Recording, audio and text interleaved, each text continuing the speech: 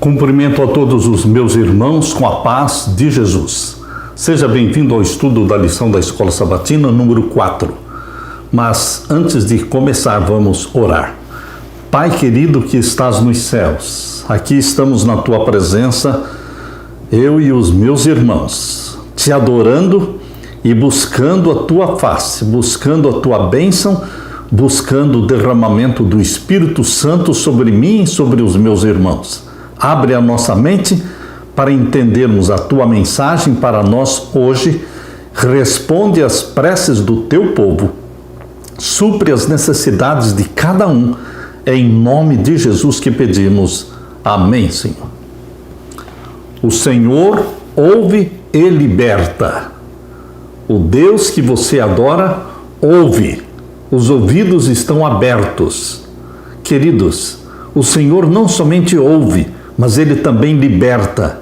Ele age a favor seu, a favor dos seus filhos. O Senhor ouve e o Senhor liberta.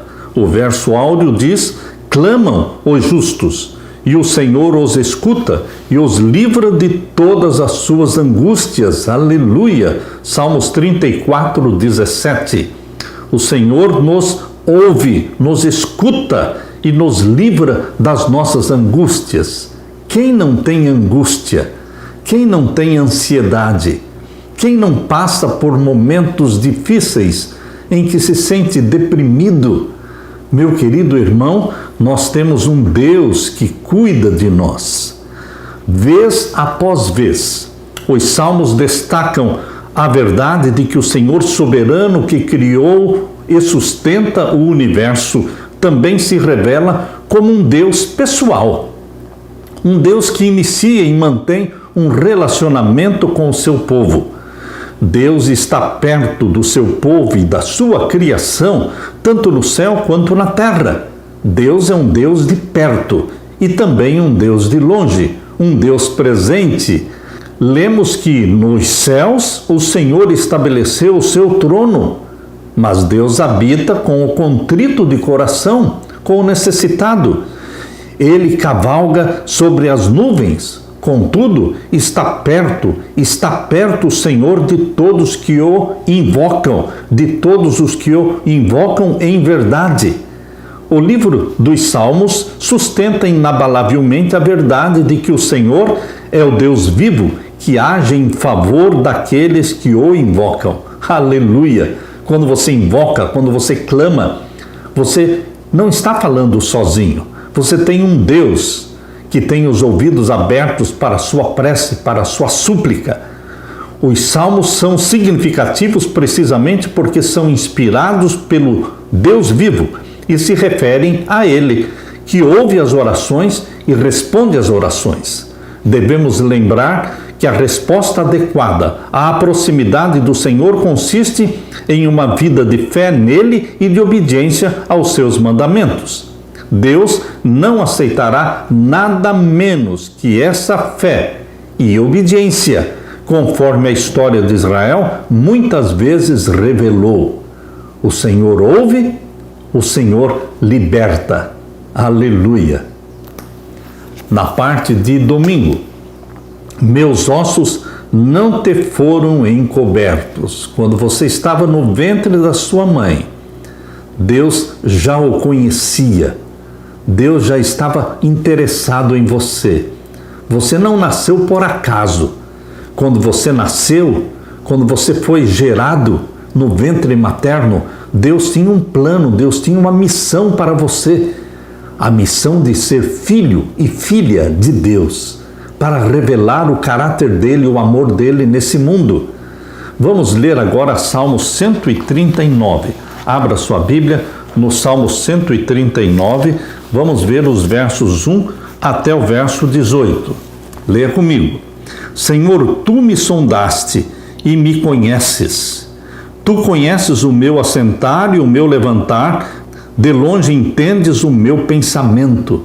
Eu amo esse Salmo 139, porque mostra como Deus conhece o nosso íntimo, lê os nossos pensamentos. Queridos, aqui o salmista Davi está dizendo: tu me sondaste e tu me conheces. Tu conheces o meu assentar, o meu levantar.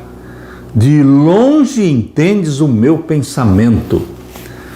Cercas o meu andar e o meu deitar, e conheces todos os meus caminhos. Sem que haja uma palavra na minha língua, eis que, ó Senhor, tudo conheces, antes de você falar. Quando você só está pensando, Deus lê os pensamentos. E o verso 5, tu me cercaste em volta e puseste sobre mim a tua mão.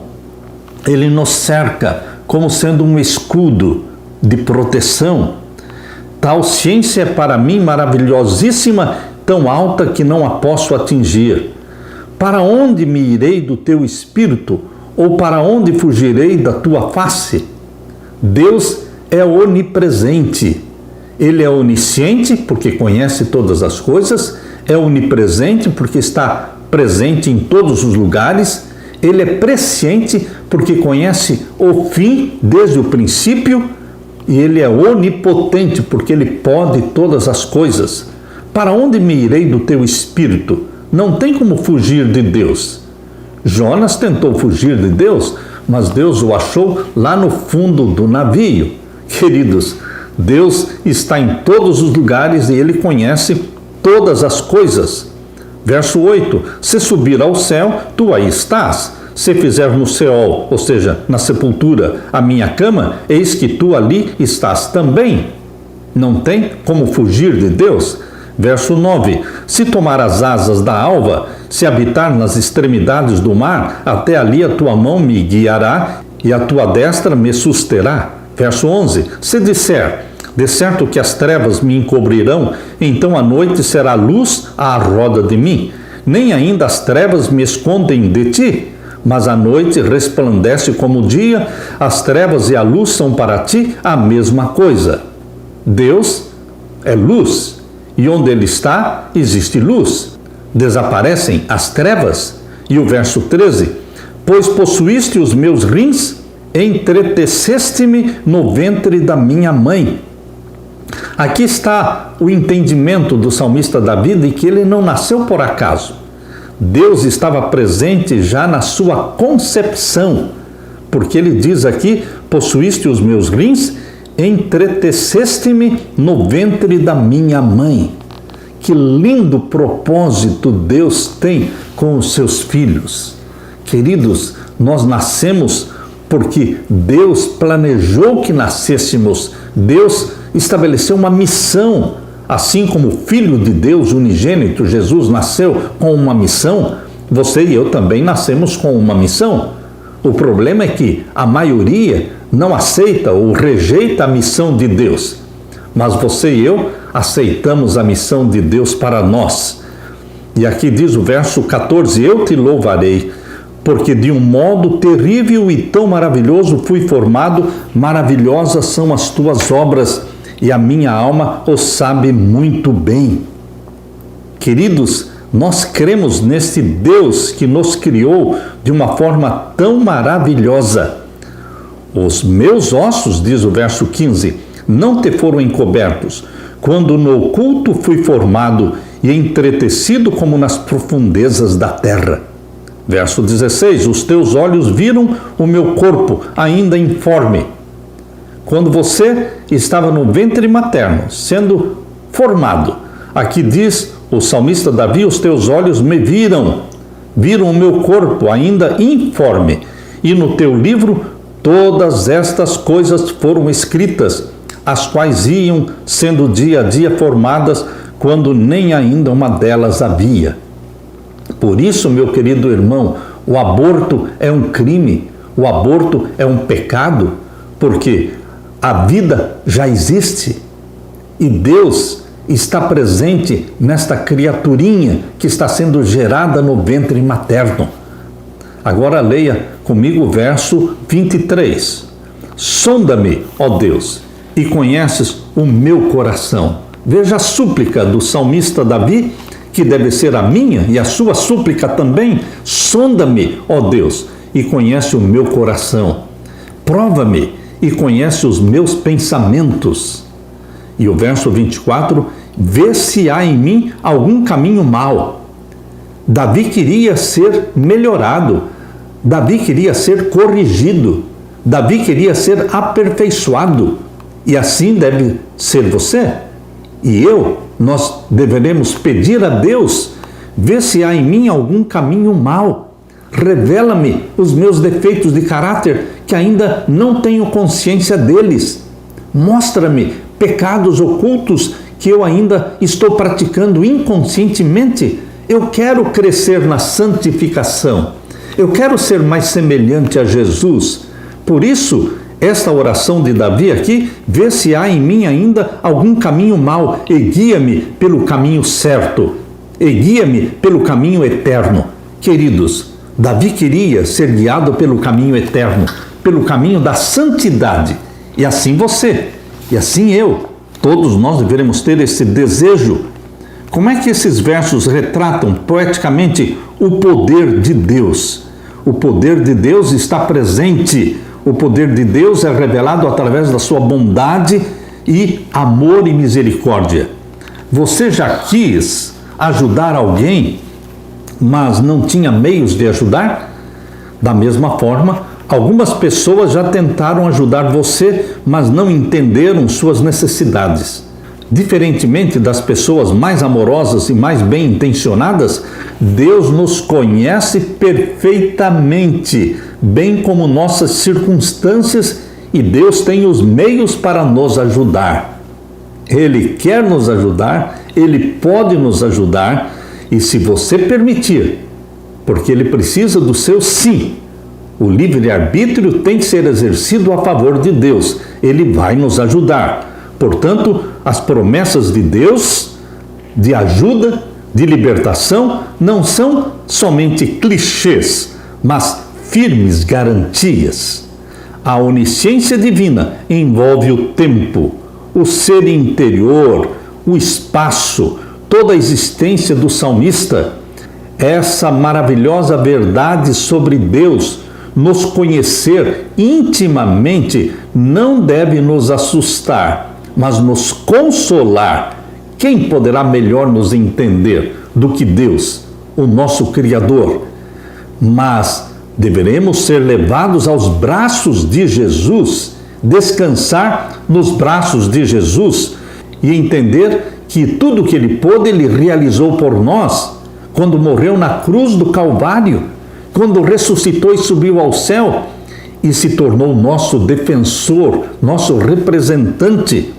Pela fé em Jesus, foi-nos dada a sua justiça, a justiça de Deus, porque Deus nos reveste da justiça de Jesus, da perfeição de Jesus, da santidade de Jesus.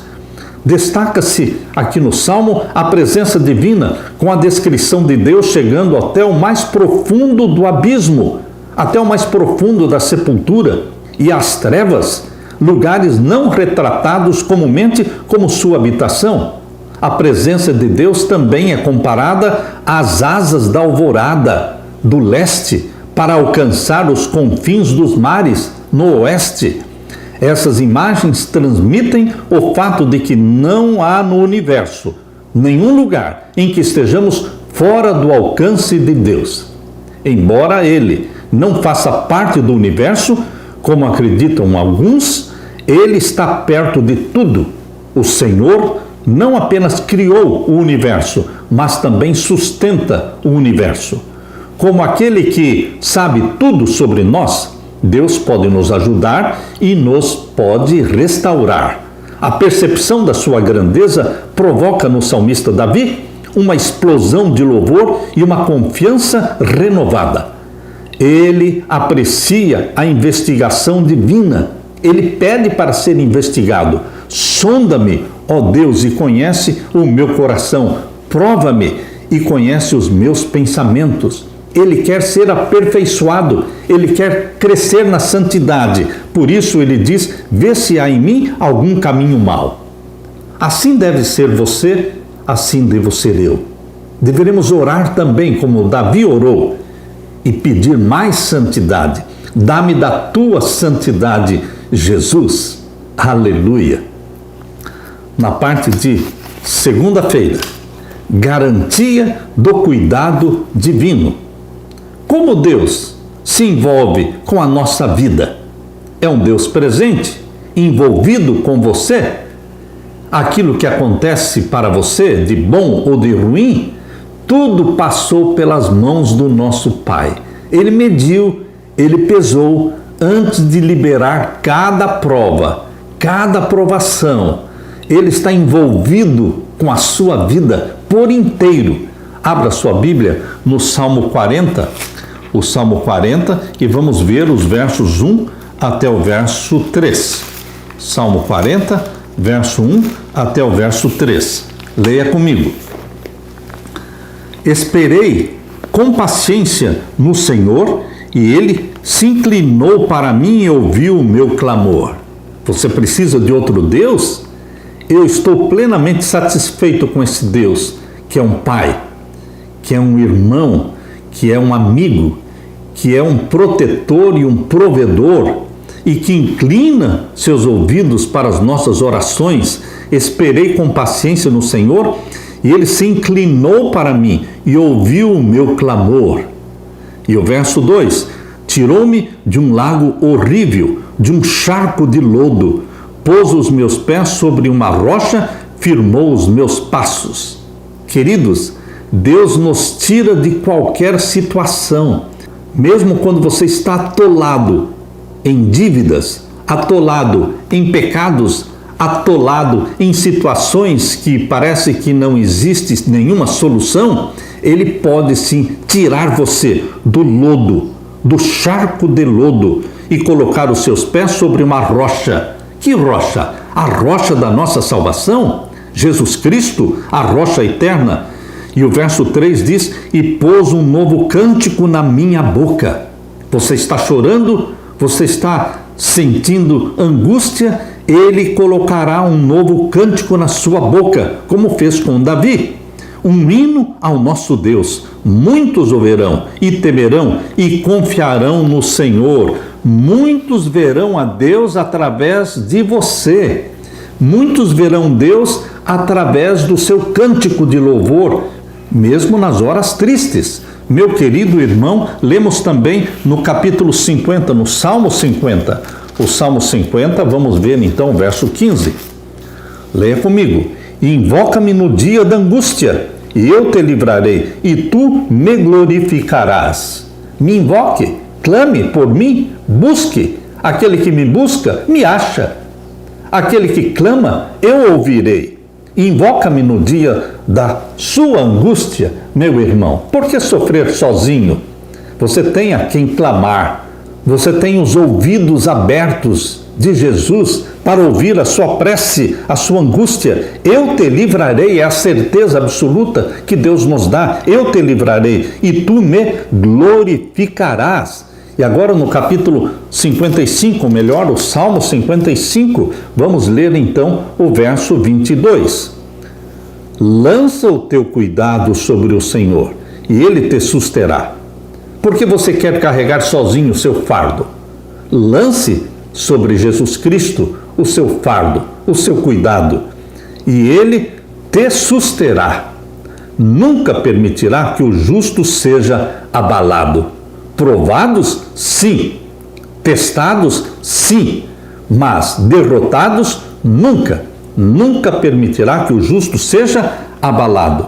E agora o Salmo 121. Abra sua Bíblia no Salmo 121. Este é outro salmo lindo para se decorar e memorizar. Elevo os meus olhos para os montes, de onde me virá o socorro? Quando você olha para os montes, é de lá que vem o socorro? Não. Elevo os meus olhos para os montes, e a pergunta é: de onde me virá o socorro? O verso 2 responde: o meu socorro não vem dos montes. O meu socorro vem do Senhor, que fez o céu e a terra. Enquanto os idólatras pagãos no passado adoravam a natureza, adoravam a árvore, adoravam a própria natureza, mas o salmista aqui está dizendo: eu olho para a natureza, elevo os meus olhos para os montes, Mas o meu socorro vem não dos montes, nem das árvores. O meu socorro vem de quem? O meu socorro vem do Senhor, que fez o céu e a terra, fez os montes e fez as árvores. Não deixará vacilar o teu pé. Verso 3. Aquele que te guarda não tosquenejará. Ele não dorme, não dormita. Ele está sempre acordado, sempre atento, com os ouvidos abertos, com os olhos abertos, para você, para o seu clamor, meu irmão. Olha como estes salmos nos satisfazem. Olha como esses salmos nos confortam. E o verso 4. Eis que não tosquenejará, nem dormirá o guarda de Israel. O Senhor é quem te guarda, o Senhor é a tua sombra, à tua direita. O sol não te molestará de dia, nem a lua de noite. O Senhor te guardará de todo o mal, Ele guardará a tua alma. O Senhor guardará a tua entrada e a tua saída, desde agora e para sempre. Quando você levanta e quando você se deita, quando você sai para o trabalho, quando você está trabalhando, quando você está voltando do trabalho, Deus está ao seu lado. O anjo do Senhor se acampa ao redor daqueles que o temem e os livra. O Senhor se revela nas Escrituras como um Deus vivo que age em favor dos que o invocam. Para o salmista, o Senhor está sempre diante dele. Portanto, ele confia em Deus e o invoca. O Senhor o ouvirá mesmo quando clamar lá das profundezas, indicando que nenhuma circunstância escapa ao domínio de Deus. O clamor do salmista, por mais urgente que seja, tem esperança. O Salmo 121 mostra, primeiramente, a certeza de que Deus não permitirá que os seus pés vacilem. Em segundo lugar, o Salmo 121 mostra a imagem do Senhor como guardião de Israel. Ele não dormita, ele não falha. Em terceiro lugar, o Salmo 121 mostra a figura do Senhor como a sombra à sua direita, que traz à mente a coluna de nuvem da época do Êxodo, assim como a coluna de nuvem durante o dia estava produzindo sombra para o povo de Israel, atravessando o deserto, e à noite aquela coluna de nuvem se transformava numa coluna de fogo, iluminando e aquecendo o acampamento israelita. Assim também, Deus é uma sombra à sua direita. E aqui diz que o Senhor provê o abrigo físico e espiritual para o seu povo. Em quarto lugar, o Salmo 121 mostra a presença de Deus à sua direita. A mão direita normalmente designa a mão mais forte de uma pessoa, a mão da ação. Aqui ela transmite a proximidade e o favor de Deus. Em quinto lugar, a proteção de Deus ao seu povo. Você vê isso no Salmo 121, claramente confirmada. Deus preservará seus filhos de todo o mal. Nem o sol, nem a lua lhes farão mal. Deus preservará a sua saída e a sua entrada. Essas figuras poéticas enfatizam o cuidado abrangente e incessante de Deus. O ponto crucial: o salmista confiava no cuidado amoroso de Deus, e você e eu, claramente, deveremos fazer o mesmo. Plena confiança, garantia do cuidado divino. Aleluia! Na parte de terça-feira, o Senhor é refúgio na adversidade. Nas horas boas, o Senhor está conosco. Nas horas difíceis, de adversidade, de angústia, Ele está conosco mais ainda. Abra a sua Bíblia no Salmo 17, o Salmo 17, e vamos ler então os versos 7 a 9. Salmo 17 e os versos 7 até o verso 9. Leia comigo. Faze maravilhosas as tuas beneficências, tu que livras aqueles que em ti confiam, dos que se levantam contra a tua destra. Aqui diz que Deus faz maravilhosas as beneficências dele. Ele é misericordioso, ele é bondoso, ele é quem livra aqueles que nele confiam. E o verso 8, guarda-me como a menina do olho, esconde-me à sombra das tuas asas. Eu amo essa expressão, guarda-me como a menina do teu olho. Meu querido irmão, se existe uma coisa no seu corpo que você protege, é a menina do seu olho. Você fecha o olho, você se protege quando sente qualquer coisa se aproximando para ferir. Deus também cuida de você como a menina do seu olho. Você não se sente amado, você não se sente querido, você não se sente protegido quando a Bíblia diz que você é a menina do olho de Deus? Guarda-me como a menina do olho, esconde-me à sombra das suas asas. E o verso 9, dos ímpios que me oprimem, dos meus inimigos mortais que me andam cercando. Deus nos protege. E também no Salmo 31 e os versos 1 a 3. Leia comigo. Em ti, Senhor, confio, nunca me deixes confundido. Livra-me pela tua justiça. Inclina para mim os teus ouvidos. Livra-me depressa. Sê a minha firme rocha, a nossa rocha eterna, a rocha da nossa salvação é Jesus. Sê a minha firme rocha, uma casa fortíssima que me salve, porque tu és a minha rocha e a minha fortaleza, pelo que por amor do teu nome, guia-me e encaminha-me. Rocha nos dá segurança, nos dá proteção. E agora no Salmo 91, o Salmo 91 e os versos 2 a 7. Leia comigo. Vamos ler do verso 1 até o 7. Aquele que habita no esconderijo do Altíssimo, à sombra do Onipotente descansará. Onde você busca refúgio? A Bíblia diz, aquele que habita no esconderijo do Altíssimo, correr para Deus, fugir para Deus, escapar para Deus, porque ali você vai encontrar a segurança, a proteção. A sombra do Onipotente descansará. Direi do Senhor, Ele é o meu Deus, o meu refúgio, a minha fortaleza, e nele confiarei. O salmista usa repetidas palavras sinônimas, para exaltar Deus como rocha, como fortaleza, como abrigo. Por isso ele fala, o Senhor é meu refúgio, é minha fortaleza, nele confiarei.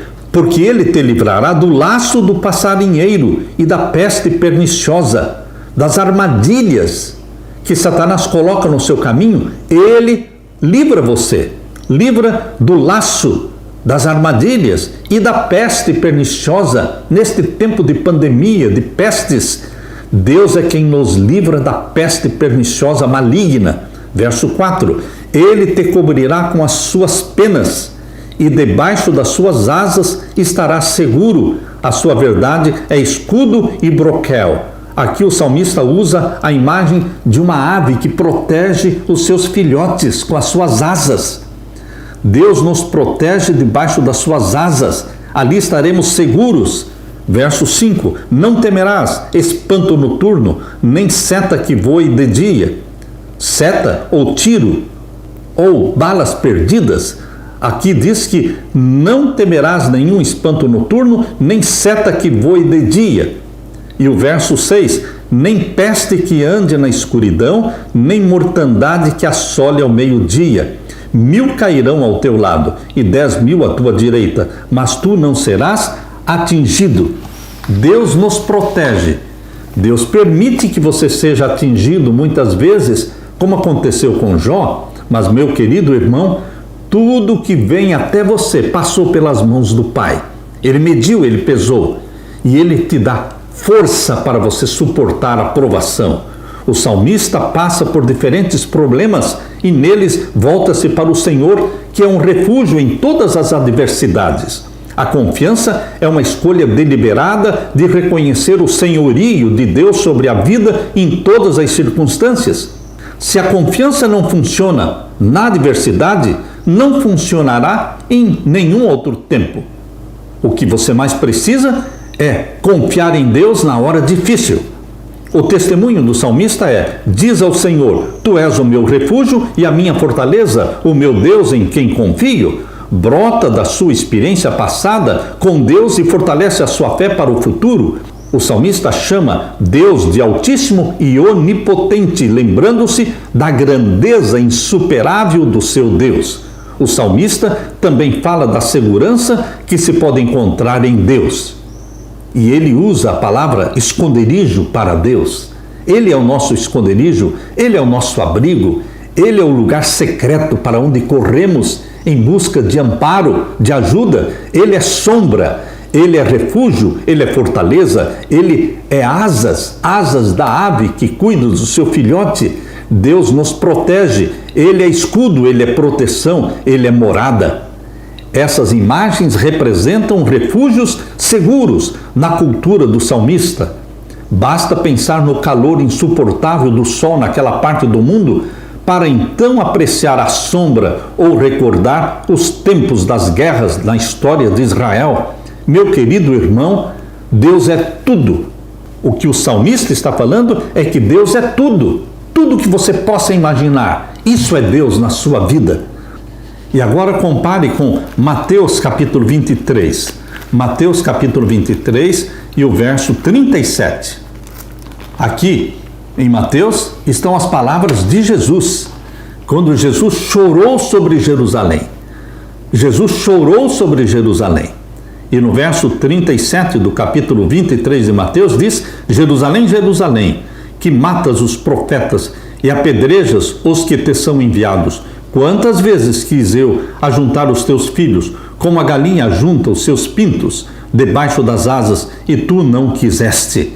Meu querido irmão, aqui está a imagem de uma ave protegendo os seus pintinhos, uma galinha protegendo os seus pintinhos. Deus protege você com as suas asas.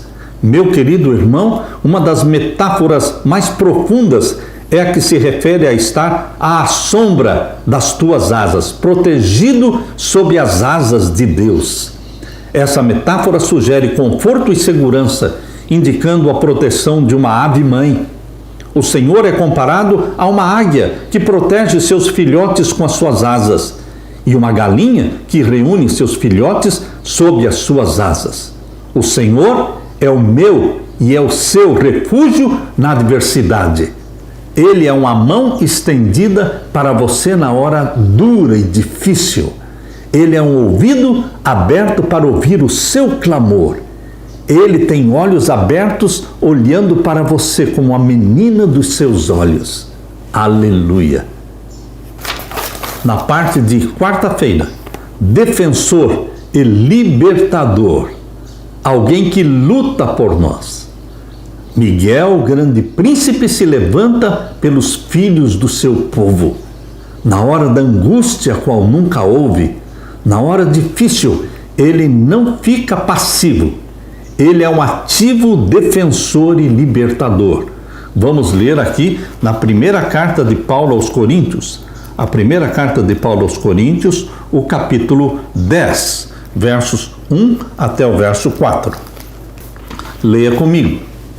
Ora, irmãos, não quero que ignoreis que os nossos pais estiveram todos debaixo da nuvem e todos passaram pelo mar. Falando daquela multidão de israelitas, a multidão que saiu do Egito e que peregrinou pelo deserto por 40 anos, eles todos estiveram debaixo da nuvem.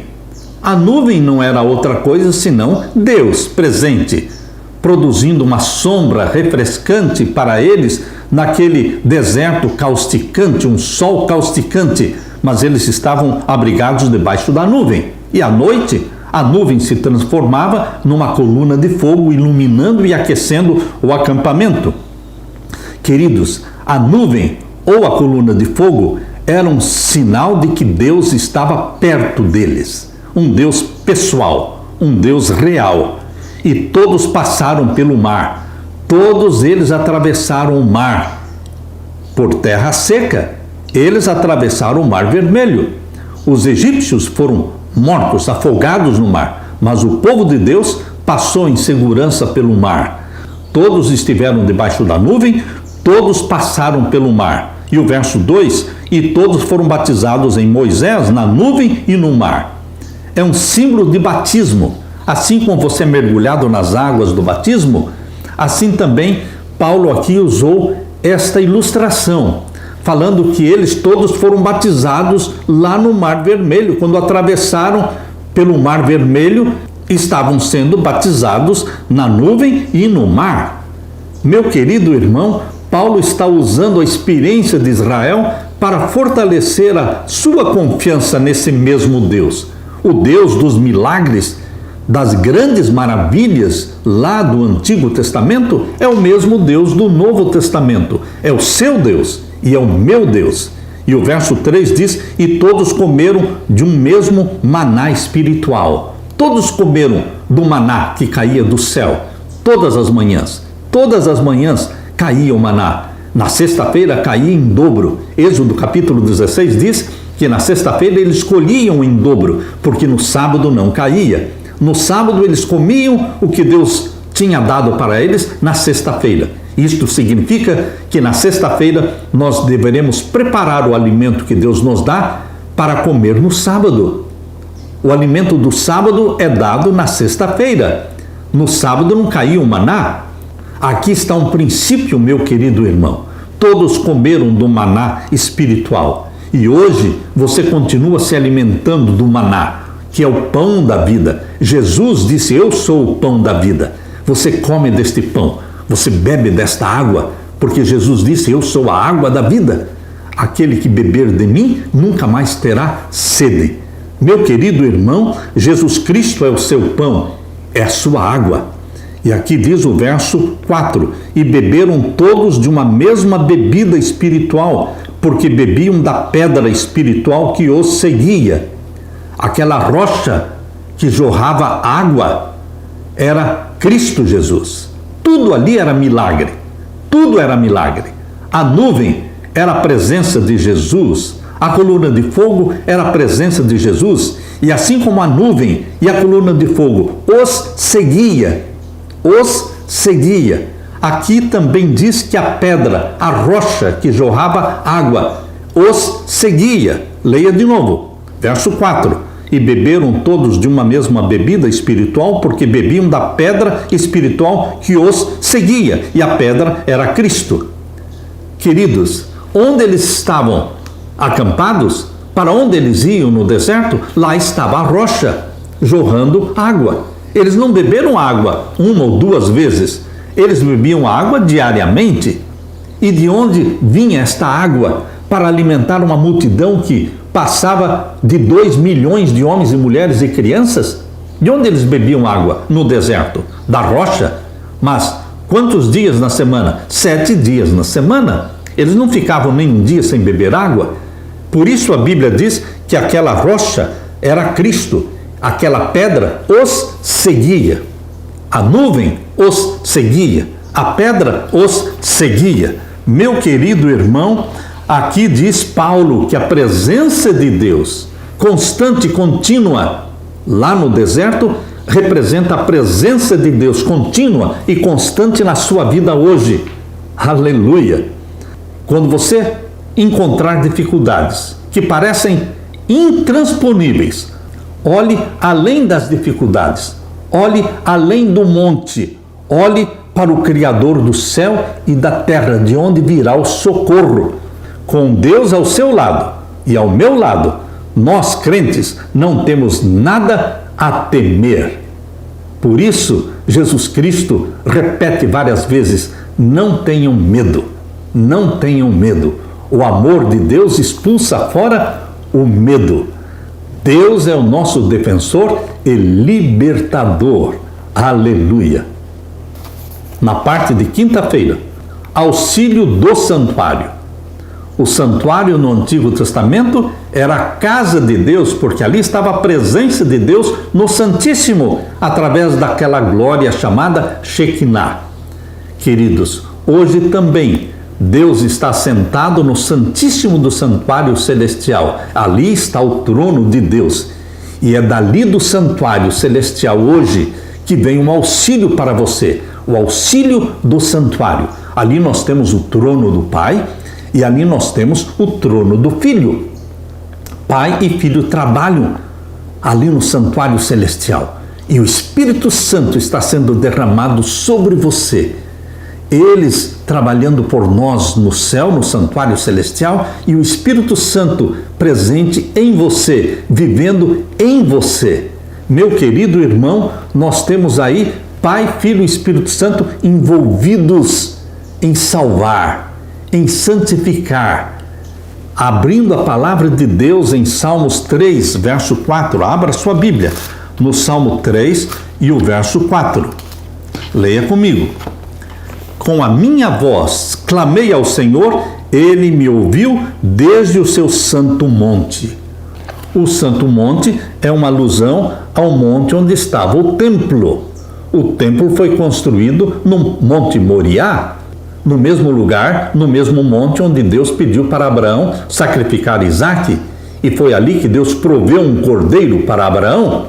Foi ali que Abraão viu a misericórdia de Deus e entendeu o plano da salvação.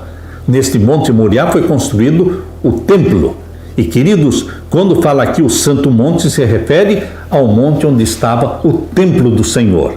Por isso diz aqui, com a minha voz clamei ao Senhor, Ele me ouviu desde o seu santo monte. Abra também a Bíblia no Salmo 14, verso 7. Salmo 14, verso 7. Ó, se de Sião tivera já vindo a redenção de Israel, quando o Senhor fizer voltar os cativos do seu povo, se regozijará Jacó e se alegrará Israel. Novamente está falando de Sião, um monte de Sião, um monte do templo, é chamado Monte Sião. E também no Salmo 20, os versos 1 até o verso 3. O Senhor te ouça no dia da angústia, o nome do Deus de Jacó te proteja. Envie-te socorro desde o seu santuário e te sustenta desde Sião. Lembre-se de todas as tuas ofertas e aceite os teus holocaustos. A palavra santuário e Sião são sinônimas. Às vezes fala santuário e às vezes fala Sião, se referindo ao lugar da habitação de Deus. Hoje é o santuário celestial. Nós lemos também no Salmo 27, o verso 5. Salmo 27, verso 5. Porque no dia da adversidade me esconderá no seu pavilhão, no oculto do seu tabernáculo me esconderá, por-me-á sobre uma rocha.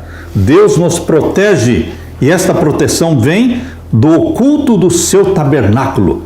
Novamente, uma alusão ao tabernáculo, ao santuário da terra do Antigo Testamento, mas hoje no Novo Testamento está se referindo ao santuário celestial, de onde vem o nosso socorro. E também no Salmo 61, vamos ver o verso 4. Leia comigo. Habitarei no teu tabernáculo para sempre, abrigar-me-ei no oculto das suas asas. Repetidas vezes o salmista fala sobre o tabernáculo, sobre Sião, sobre o santuário. E tudo isto conduz a sua mente para o santuário celestial, onde Deus habita, dentro da Nova Jerusalém. O tema do refúgio e ajuda espiritual e física aparece notavelmente no contexto do santuário. No Antigo Testamento, o santuário terrestre. No Novo Testamento, o santuário celestial. Queridos, Deus oferece abrigo para os que estão em dificuldades. Deus defende os órfãos e também as viúvas e dá força ao seu povo a partir do seu santuário. Quando desde Sião, excelência de formosura, resplandece Deus, os justos juízos divinos são proclamados e a bênção do Senhor é proferida. O refúgio no santuário supera a segurança proporcionada por qualquer outro lugar do mundo, pois Deus habita no santuário. A segurança é Deus que está no templo. Não é o templo que nos dá segurança, mas é o Deus que está no templo. A Bíblia diz em Hebreus capítulo 4, verso 15 e 16, não temos sumo sacerdote que não possa se compadecer das nossas fraquezas. Pelo contrário, ele foi tentado em todas as coisas à nossa semelhança, mas sem pecado. Portanto, aproximemo-nos do trono da graça com confiança.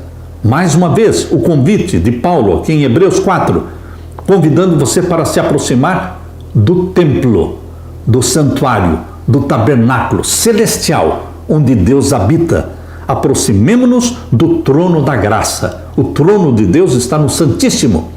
O véu que separava o lugar santo do Santíssimo foi rasgado. Com a morte de Cristo, rasgou-se o véu.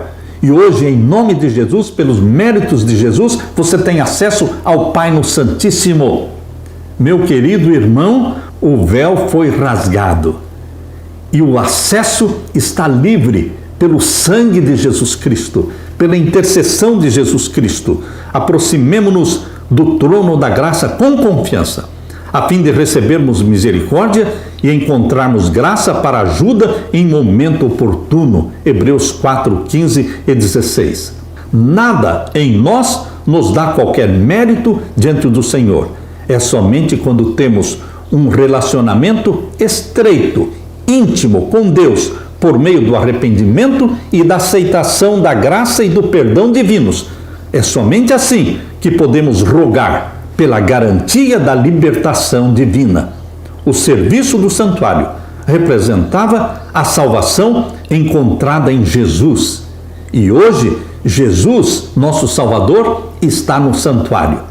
Meu querido irmão, Jesus mediador, Jesus o juiz do santuário celestial, Jesus o Cordeiro de Deus, Jesus o leão da tribo de Judá. É Ele que intercede, é Ele quem julga, é Ele que se levanta pelos filhos do seu povo.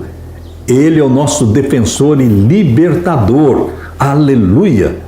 Os salmos fortalecem a fé em Deus, meu irmão, pois Ele é o nosso refúgio, refúgio dos que se entregam em suas mãos. Deus fará grandes coisas por aqueles que confiam nele.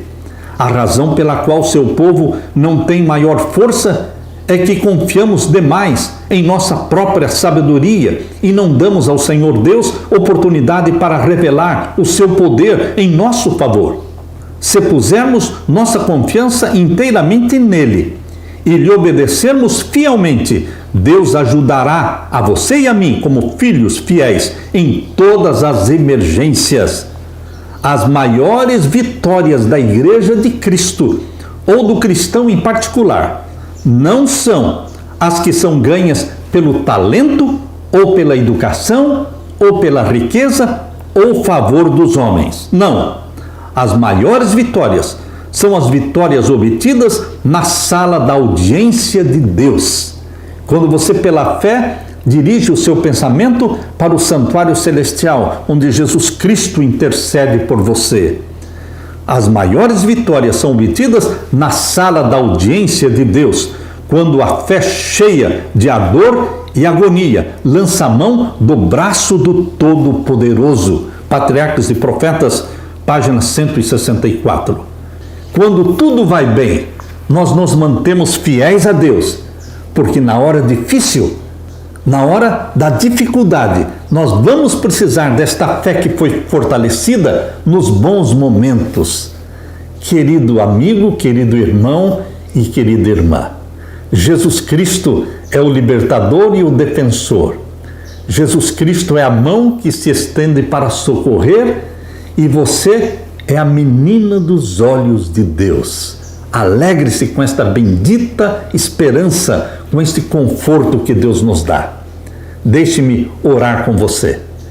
Pai querido que estás nos céus, obrigado por todas estas poesias dos salmos, que mostram Deus como abrigo, como refúgio, como fortaleza, a rocha da nossa salvação, como nossa água, nosso maná.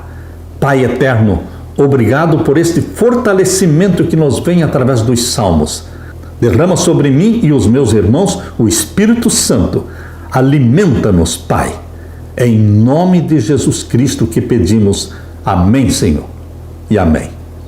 Deixo com você, meu querido irmão, minha querida irmã, a paz de Jesus. Amém.